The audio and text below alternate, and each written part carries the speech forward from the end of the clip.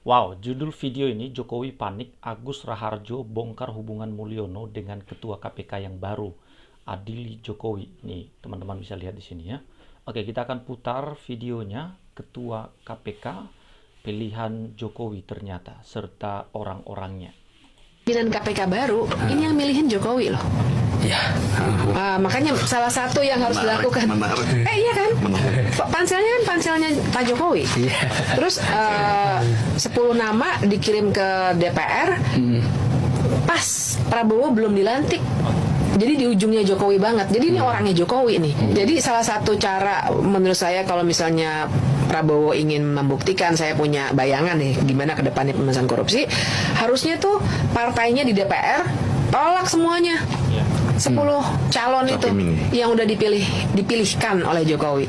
Tapi Pak Jokowi intensinya memang mau merusak KPK. Saya yang mencoba mau dijadikan alat kekuasaan, tapi karena waktu itu masih independen, masih tidak di bawah presiden, kita masih bisa menyangkal atau bisa tidak mengikuti apa yang diinginkan oleh presiden. Oh, jadi waktu itu Pak Agus sendiri bisa merasakan KPK itu mau dijadikan sebagai alat kekuasaan?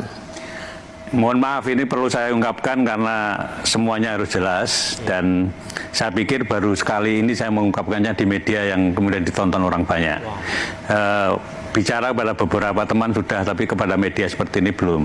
Mohon maaf, kenapa saya kemudian tadi di depan juga menyoroti tone of the top, keinginan Pak Jokowi itu kemudian perlu juga menjadi perhatian kita. Saya terus terang pada waktu kasus IKTP, saya dipanggil sendirian oleh Presiden. Presiden pada waktu ditemani oleh Pak Pratikno. Jadi saya heran, biasanya yang memanggil itu berlima, ini kok sendirian. Dan dipanggilnya juga bukan lewat ruang wartawan, tapi lewat masjid kecil itu. Jadi dijemput dari sana.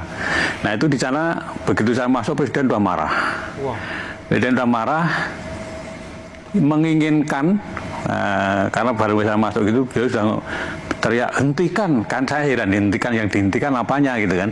Setelah saya duduk, ternyata saya baru tahu kalau yang suruh hentikan itu adalah kasusnya Pak Setnov. Ketua DPR waktu itu? Ya, Ketua DPR pada waktu itu mempunyai kasus IKTP, supaya tidak diteruskan. Nah, sprindik itu kan sudah saya keluarin 3 minggu yang lalu, dari Presiden bicara itu. Sprindik itu tidak mungkin, karena KPK tidak punya SP3, tidak mungkin saya berhentikan, saya batalkan. Ya, kemudian karena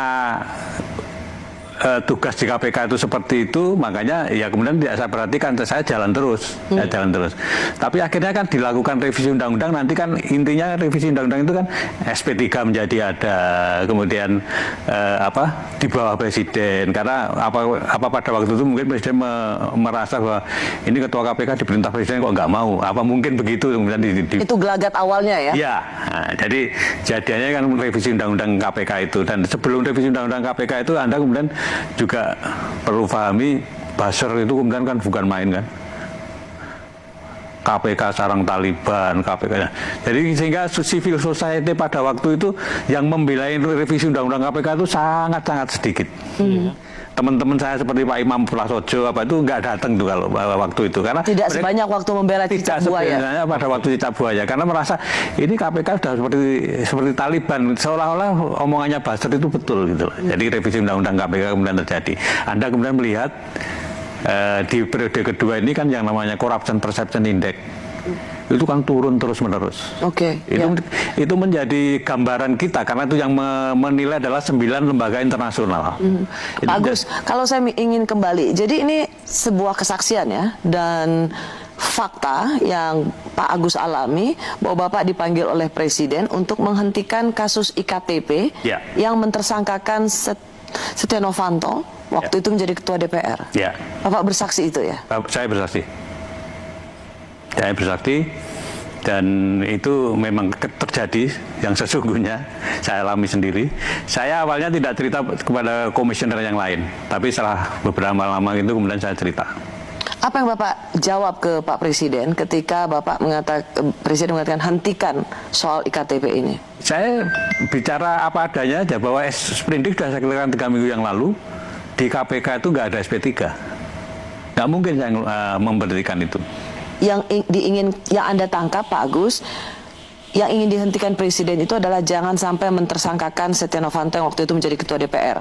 Karena Presiden waktu itu juga nanya kepada Pak Mensek, Pak Salasek, sprindik itu apa toh gitu. Iya. jadi itu kejadiannya pada waktu itu. Dan akhir dari pertemuan itu apa, Pak? Yang nggak ada apa-apa. Saya diperintahkan nggak mau, ya sudah, saya pulang begitu aja. Dan ya, jadi kita melihat di sini mantan ketua KPK Agus Raharjo belak-belakan menyampaikan apa yang pernah terjadi. Kalau sampai sedemikian rupa KPK itu bisa diintervensi oleh pemimpin negara kita, berarti selama ini apa yang terjadi di bangsa ini soal korupsi, para koruptor, berarti kan sepengetahuan dari presiden, sepengetahuan dari oknum-oknum penguasa. Jadi ada semacam pembiaran, kalau mereka diuntungkan maka dibiarkan barang itu terjadi. Tapi kalau misalnya ada suatu ancaman yang membahayakan kekuasaannya, maka diungkap, dibongkar, sekecil apapun itu. Barangkali itu yang terjadi di peristiwa penetapan Hasto Kristianto menjadi tersangka KPK ini, ya, karena nuansa politik itu lebih besar daripada nuansa hukum yang menjerat para pelaku koruptor ini. Wah, ini sangat merugikan sih. Masyarakat Indonesia perlu bersuara terus ini melalui media sosial. Jadi kita bersyukur ada media sosial di masa sekarang, jadi semua terbongkar, semua, jadi kita tahu apa yang sebenarnya terjadi di perpolitikan kita selama Joko Widodo memimpin bangsa ini. Jadi wajar saja bila mana organisasi internasional yang kemarin merilis sebuah pernyataan bahwa Jokowi adalah salah satu pemimpin terkorup di dunia, ada di urutan nomor 3 ya dalam kandidat mereka. Jadi ini suatu fakta yang tidak bisa diganggu gugat, nggak bisa dipungkiri. Mereka tahu tentang hal ini, mereka melakukan penelitian, mereka melakukan observasi supaya mereka tidak asal-asalan berbicara. Nah, Agus Raharjo ini adalah orang yang juga diintervensi oleh Joko Widodo pada saat menangani kasus Setia Novanto, yaitu kasus EKTP. Dia dipanggil, biasanya dipanggil kan banyak tuh, serta dengan anggota KPK lainnya. Tetapi ini kok dipanggil sendiri, kemudian dimarahin, dibentak, hentikan, ya kan, presiden. Nah, ini yang menjadi kesaksian dari mantan ketua KPK bahwa Jokowi itu kelihatannya di mata rakyat tidak bermain, tapi orang-orang yang menyaksikannya, mereka tahu persis apa yang terjadi dan apa yang dilakukan oleh Jokowi. Nah, teman-teman, jangan terperangkap dengan gimmick-gimmick politik, pencitraan yang menghebohkan luar biasa. Oke lah, infrastruktur, jalan yang dibangun, pembangunan berjalan dengan baik. Tapi ingat, itu utang negara loh. Utang negara. Jadi kalau dihitung semua manusia Indonesia ini, setiap kepala itu ada hutang. Jadi belum lahir pun, anak-anak kita belum lahir, dia sudah menanggung hutang negara, ya, sekian miliar per orang. Nah, ini yang kita tidak sadari bahwa itu permainan saja. Sumber daya alam Indonesia sangat besar dan itu yang dimainkan. Hutang Indonesia itu untuk pembangunan infrastruktur demi pencitraan. Tapi sumber daya alam Indonesia yang luar biasa, laut, pertanian, alam, ya, itu dipergunakan untuk kepentingan kekuasaan, kepentingan diri sendiri. Nah, ini yang kita bisa tangkap dari apa yang disampaikan oleh mantan ketua KPK Agus Raharjo, Bagaimana tanggapan Anda? Silahkan tulis di kolom komentar.